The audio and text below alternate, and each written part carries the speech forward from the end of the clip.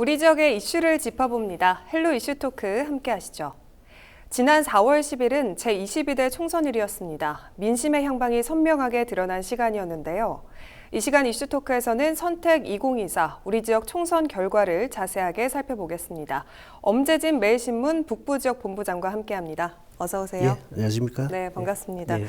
지난 4월 11일에 모든 개표가 종료가 됐습니다. 예, 이 본부장님께서 이번 22대 총선 어떻게 보셨는지 궁금합니다. 예, 그렇습니다. 뭐 한마디로 이 여당이 실제로 참패를 했잖아요. 네. 이는 뭐 여당의 정책 부재라든지 또 선거를 이끌었던 인물의 어떤 실패, 또 전략의 실패, 종합적인 어떤 그런 선거 전략들이 좀 이렇게 그 영향을 미쳤다라고 볼 수 있고요. 실제로 지난해 12월에 이제 김경은 당대표가 이제 물러나고 그 자리를 이제 당시 법무부 장관이 한동훈 이제 비대위원장이 앉았잖아요. 네. 그 앉으면서 이제 한동훈 비대위원장이 당시에 처음에 등장했을 때는 굉장히 좀 선명성을 드러냈어요. 본인 스스로 총선에 불출마하겠다고 선언했고, 또 비대위원도 완전히 그 이제 그 정치하고 상관없는 어떤 인물로 구성을 하면서 네. 굉장히 대중적으로 굉장히 인기가 있었어요. 그래서 중도층을 뭐 끌어들인다든지 특히 뭐 30, 40대 어떤 여성층들로부터 굉장히 폭발적인 인기를 얻었거든요. 네. 그러면서 실제로 그 이후로 꾸준하게 이제 그 정치적인 이슈로 선점을 했거든요. 뭐 이 과정에서 이제 본격적으로 공천에 들어가면서 뭐 그 민주당에서는 막 친명 행제, 비명 행사라는 어떤 공천 잡음이 끊임없이 일어났고, 네. 이러다 보니까 이제 그 국민의힘의 어떤 지지가 굉장히 높았거든요. 그 당시만 하더라도 사실 그 여당이 좀 이렇게 과반을 넘길 것이다라는 분석들이 있었어요. 그 이후에 실제로 좀 이렇게 그 여당에서는 끊임없이 이제 한동훈 위원장이 다니면서 좀 이조 심판, 뭐 이재명 대표라든지 조국을 심판해야 된다는 프레임, 범죄자 프레임을 계속 가지고 이제 선거를 이제 꾸려가면서 네.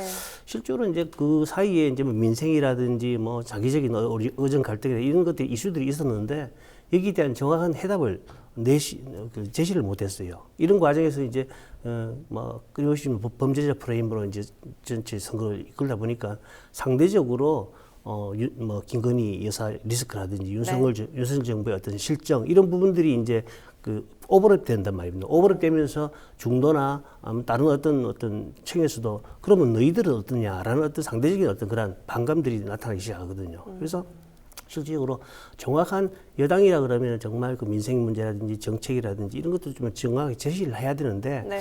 사실 그게 제시가 되지 않은 어떤 그런 선거를 했다. 그래서 결국에는 민생들이 그 대통령 심판, 국정을 심판하는 어떤 쪽으로 이제 표를 행사했다라고 이게 볼 수밖에 없는 상황이거든요. 네. 실제로 그 사이에 뭐 3월 이정석 국방 장관 호주 대사 임명을 보낸다든지 또 뭐 이렇게 윤석열 대통령 대파 발언 또 뭐 여러 가지 이제 그 의정 갈등이 또 장기화되잖아요. 네. 이러다 보니까 그에 대한 어떤 그런 중도층의 피로감들이 상당히 있었고 뭐 이런 과정들이 얽히고 설켜서 결국에는 여당에게 좀 이렇게 좀 정권 심판에 무게가 실어지는 어떤 그런 선거를 치러줬거든요. 이제 지난 11일 날 이제 선거 끝나고 이제 실제로 뭐 한덕수 국무총리나 대통령실의 이제 수석들이 사의를 표명했고 네. 또 한동훈 위원장도 뭐 선거 결과를 책임지고 자기가 이제 사의를 표명했거든요. 이제 뭐 윤석열 대통령이 이제 그 사의 표명을 다 받아들일 것이고 새로운 어떤 참모진이나 내각을 구성해야 되는데 이 과정을 이제 지켜보면 이제 또 그 남은 임기 3년이 어떻게 될 것이냐라고 이제 판단 날 것 같아요. 일단 어떤 식으로든 지금까지 이제 여야를 막론하고 이제 새로운 어떤 3년은 여당과 야당, 그다음에 대통령실에서 그 협치를 해야 된다 목소리 나오고 있기 때문에 네. 그런 부분에 대해서 주목할 필요가 있다 이 생각합니다. 예. 네, 그러면 본격적인 분석에 좀 앞서서 투표율 먼저 함께 살펴보겠습니다. 22대 총선 투표율이 67%로 32년 만에 최고치를 기록했고 또 사전 투표율 역시 또 역대 최고치를 기록을 했습니다. 투표율에 대해서는 어떻게 좀 볼 수 있을까요? 그렇습니다. 이번에 투표율이 67% 나왔잖아요. 그래서 진짜 그 32년 만에 최고치를 기록했고 네. 사전 투표 같은 경우도 31.28%였거든요. 네. 이것도 역대 최고 득표를 했어요. 그래서 이번에는 뭐 정치권이 정말 여야를 막론하고 투표장으로 이제 나서달라고 계속 네. ob수를 했어요. 특히 사전 투표 같은 경우도 기존에 예전에는 사전 투표가 높아지면 뭐 야당이 유리하다 그랬는데 이제는 그건 아니거든요. 아니고 여든 야든 사전 투표에 그 올인하는 모습들을 보였어요. 그래서 또 이제 사전투표에 대한 불신들, 또 편리함 이런 것들이 이제 인식이 되다 보니까 사전투표에 굉장히 많이 몰렸고 그러다 보면 덩달아 이제 전체적인 투표가 또 높아졌고요. 네. 특히 이번에는 전체적으로 이제 여야가 뭐 좀 이렇게 극심한 어떤 정책보다는 다른 어떤 거다는 이념 대결이 또 많았어요. 그러다 네. 보니까 지지층들의 결집도 일어났다고 볼 수 있고요. 실제로 이제 지역별로 보면 민주당 강세 지역이었잖아요. 전남, 전북, 네. 광주 굉장히 이제 평균보다는 높게 나왔어요. 70% 가까이 68%에서 70% 가까이 나왔고 상대적으로 대구 경북 같은 경우는 특히 대구 같은 경우는 이제 64%이기 때문에 제주에 이어가지고 두 번째, 전국에서 두 번째 낮은 어떤 투표율을 보였고 경북 같은 경우도 65.1% 그래서 굉장히 낮은 어떤 투표율을 보냈습니다. 근데 결국 이제 사전투표 같은 경우는 60대 이상의 어떤 어르신들도 굉장히 투표율이 높았거든요. 그래서 사전투표 같은 경우는 오히려 젊은 친구들, 그러니까 30대는 11.26%, 18세에서 29세는 12.92%거든요. 그러다 보니까 사전투표 같은 경우는 젊은 층들보다는 오히려 이제 노년층들이 더 적극적으로 나서는 그런 모습입니다. 그래서 이제는 사전투표가 특정 정당에 유리한 어떤 그런 투표가 아니고 일상적인 투표 행위다라고 이제 받아들이는 것 같고 굉장히 편리하고 전국적으로 어디서 가능하니까. 네. 그래서 뭐 이제는 뭐 여야 막론하고 사전 투표에 뭐 좀 이렇게 집중하는 어떤 모습들이 보였다고 보면 되겠습니다. 예. 네, 그럼 우리 지역 선거구별로 좀 자세하게 짚어보겠습니다. 먼저 네. 안동 예천 선거구를 살펴보면 국민의힘 김영동 의원이 투표율 67.47%를 기록하며 당선이 됐습니다. 그 외에 좀 다른 후보들도 함께 짚어주시죠. 그렇습니다. 안동 예천 선거구 같은 경우는 아시다시피 좀 거의 막바지에 네. 이렇게 공천이 결정됐어요. 그 과정에 선거구 획정의 결정도 늦어졌고 공천 방식도 굉장히 좀 늦어지고 네. 이러다 보니까 공천자 결정이 또 늦어졌습니다. 사실 뭐 후보자 등록에 그 며칠 앞서가지고 이제 후보자 이제 결정되는데 그러면서 이제 뭐 사실 이제 그 좀 이렇게 유권자들이 굉장히 식상하고 이게 이제 뭐 선거에 대한 어떤 관심도가 떨어지는 그런 부분이 있었어요. 네. 있었는데 역시나 또 이제 또 김영동 의원 같은 경우 67.47%, 뭐 상대적으로 높은 그 이제 득표율을 얻었는데 더불어민주당 그 김상우 후보가 28.93%를 기록했거든요. 네. 그 김상우 후보가 득표한 이거 28.93%는 사실 대통령 선거 지난 이제 20대 대통령 선거를 제외하고는 역대 최고 득표율을 얻었어요. 그래서 지난 21대 총선에서 이삼걸 이제 그 민주당 후보가 26.14%로 최고 득표였는데 그 이제 최고 득표율을 깼고 특히 이제 대통령 선거 때는 이재명 후보가 안동이 고향이다라 가지고 네, 이재명 네. 후보가 나섰는데 그 당시에 29.13%였거든요. 그러니까 그때 대통령 선거와 맞먹는 득표를 기록했기 때문에 굉장히 큰 어떤 득표를 했다라고 판단할 수 있습니다. 평가할 수 있고 이 밖에 이제 무소속 김윤환 후보하고 자유통일당 김동훈 후보가 이제 1% 내외 득표를 했습니다. 김영동 후보 같은 경우는 안동에서는 이제 66.32%, 네. 예천에서는 70.47%, 좀 상대적으로 예천이 또 많이 또 되고 상대적으로 김상우 후보는 안동에서는 29.97%, 예천에서 26.18%좀 낮은 어떤 득표를 보였고 비례를 이제 선거를 보면은 안동에서는 국민의 미래가 57%를 얻었어요. 그다음에 그 더불어민주연합이 16.94%, 조국혁신당이 11% 받았는데 굉장히 조국혁신당이 굉장히 의외적으로 많이 받았고 이 보면 이제 김영동 그 지역구에서 김영동 의원의 그 지지했는 득표가 이제 67.47%인데 국민의힘이 보통 이제 그 57% 정도 되거든요. 한 10% 정도는 다른 어떤 정당이 비례 그 투표를 했다라고 이제 분석이 됩니다. 그리고 이번에 이제 그 주목했던 거 기대했던 것은 사실 녹색정의당 네. 비례대표 득표율인데 상대적으로 3.86%라서 경북 지역 타지자치에 비해서는 굉장히 선거구에서 많이 나왔어요. 이거는 이제 녹색정의당 비례 2번에 우리 안동에서 활동했던 허성규 후보가 이제 당선권에 들이서가지고 굉장히 네. 국회로 보내자. 이 친구 젊은 친구를 국회로 보내야 된다라는 어떤 그 여론들이 많이 있었거든요. 그래서 젊은 친구들 상대로 가지고 녹색정의당 비례투표 행위가 좀 있었습니다. 그래서 좀 이렇게 좀 아쉽지만은 그래도 뭐 좀 이렇게 예상보다는 좀 적게 나왔지만은 그런 어떤 분위기가 있었다 이렇게 말씀드릴 수 있겠습니다. 예.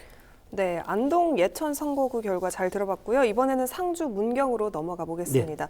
국민의힘 이미자 의원이 77.64%로 당선이 됐는데요. 자세한 내용 짚어주시죠. 그렇습니다. 국민의힘 이미자 의원 이 문경 상주 지역 같은 경우는 국민의힘하고 더불어민주당하고 새로운 미래, 그래서 야당 후보가 2명이 나오는 어떤 그런 지역인데도 네. 불구하고 굉장히 높은 어떤 득표율을 보였어요. 그래서 이미자 의원이 77.64%, 그다음에 그 더불어민주당 이은희 후보가 18.83%, 그다음에 그 새로운 미래 김영선 후보가 3.51% 이렇게 이제 득표를 했는데 야당 후보가 2분이 나왔는데도 불구하고 그 이미자 의원이 77%나 넘는 어떤 득표를 보였다. 굉장히 상대적으로 많은 득표를 가졌다라고 판단하고 이는 이제 상주 문경의 어떤 유권자들의 기대 심리가 있습니다. 그래서 이미자 의원 같은 이제 3선이 되잖아요.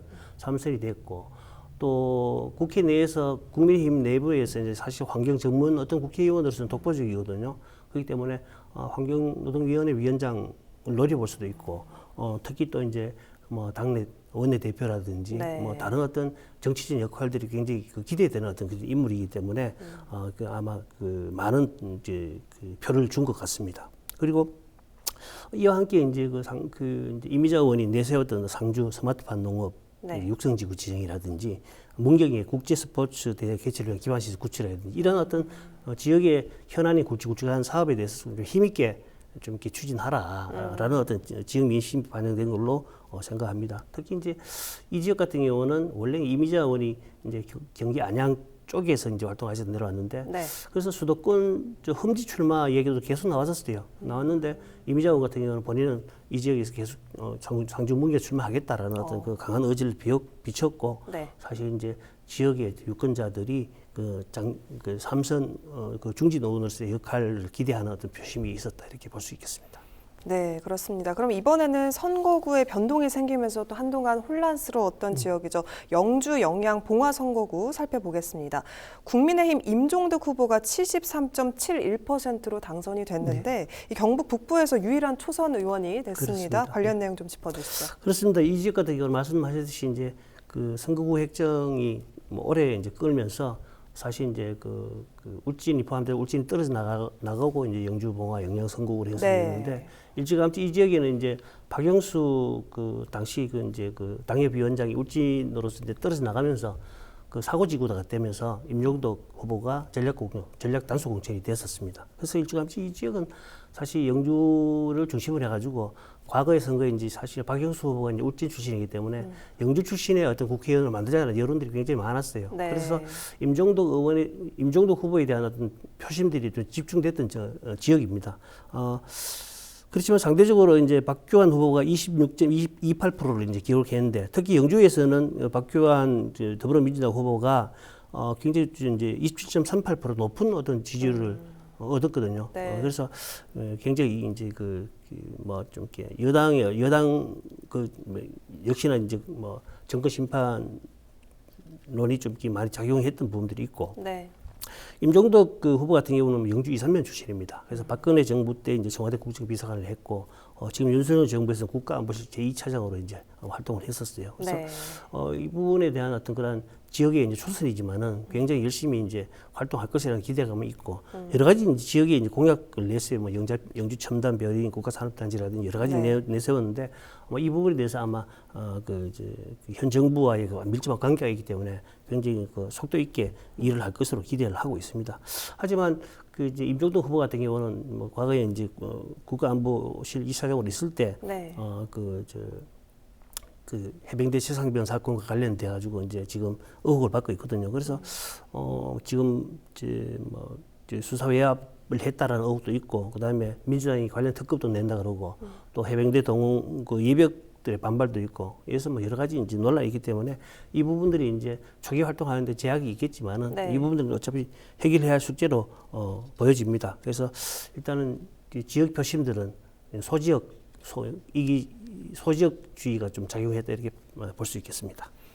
네, 마지막으로 의성, 청송, 영덕, 울진 선거구로 넘어가 보겠습니다. 국민의힘 박형수 후보가 경북에서 가장 높은 득표율로 당선이 됐는데요. 자세한 내용 좀 짚어주시죠. 그렇습니다.